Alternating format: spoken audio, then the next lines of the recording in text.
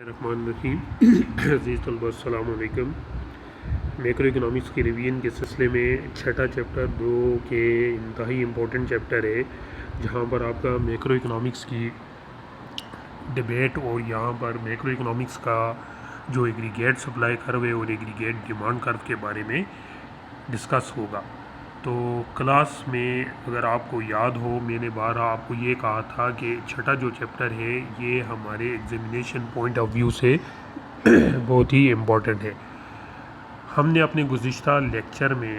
Aggregate supply اور aggregate demand کے بارے میں کلاسیکل اور کینیزین پوائنٹ آف ویو پڑھا تھا، لیکن ان میں پرائسز کا کہیں بھی ذکر نہیں ہے۔ تو نیو کلاسیکل نیو کینیزین جو اکانومسٹ ہیں وہ انہی کے ویوز کو آگے لے کر چلتے ہیں، اور وہ یہ کہتے ہیں کہ آج کل کے ماڈرن دور میں جو جدید معیشت ہے اس میں جو مختلف طرح کے چیلنجز سامنے آ رہے ہیں ان میں پرائسز کا بہت اہم کردار ہے۔ لہٰذا سمپلی اگر ہم ایگریگیٹ سپلائی کو ڈیفائن کریں تو aggregate supply means aggregate production of the whole economy that will be produced at different price level۔ اسی طریقے سے اگر ہم ایگریگیٹ ڈیمانڈ کو ریپرزینٹ کریں تو ہم کہیں گے کہ aggregate demand means aggregate expenditure of the whole economy that will be consumed at different price level. یہ ڈیفائن کرنے کے بعد ہم سب سے پہلے کلاسیکل ایگریگیٹ سپلائی کر ڈسکس کرتے ہیں کہ کل کے لیکچر میں میں نے آپ کو کلاسیکل ایگریگیٹ سپلائی اور مارجنل پروڈکٹیوٹی تھیوری میں یہ بیان کیا تھا کہ کس طریقے سے کلاسیکل کے نزدیک ایگریگیٹ ڈیمانڈ فار لیبر اور ایگریگیٹ سپلائی آف لیبر کن چیزوں کا فنکشن ہے، اور مارجنل پروڈکٹیوٹی تھیوری میں ہم نے یہ ڈسکس کیا تھا کہ ایک فرم اس مزدور کو اس کی مزدوری بازار میں رائج شرح جو اجرتیں ہوتی ہیں اس کے مطابق دیتا ہے۔ اب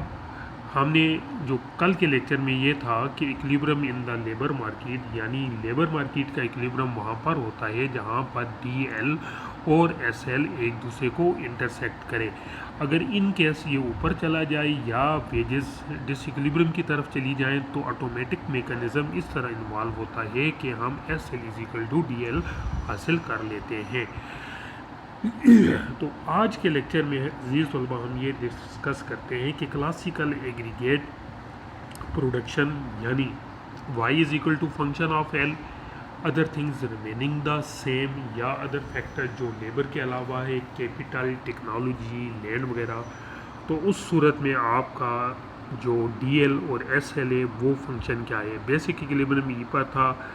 ای ون پر تھا بی ڈائیگرام میں، اور اے پرائسز کا اور وائی کا ایف ون پر تھا۔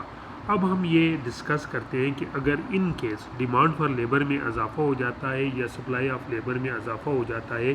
تو ہمارا نامینل ویجز بڑھ کر کتنی ہو جاتی ہے W2، جس سے ایس ایل اور ڈی ایل جو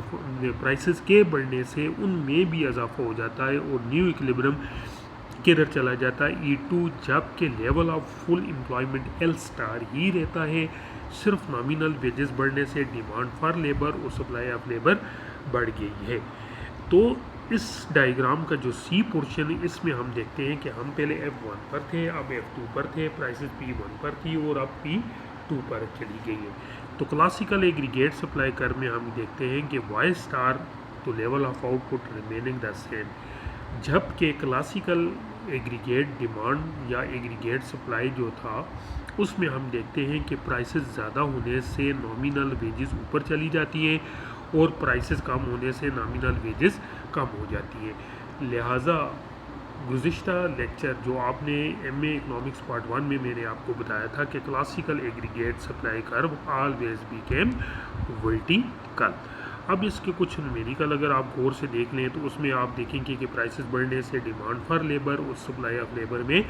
کس طرح اضافہ ہوتا ہے، اور اس کا امپیکٹ کلاسیکل ایگریگیٹ سپلائی کرو کے اوپر کس طریقے سے پڑتا ہے۔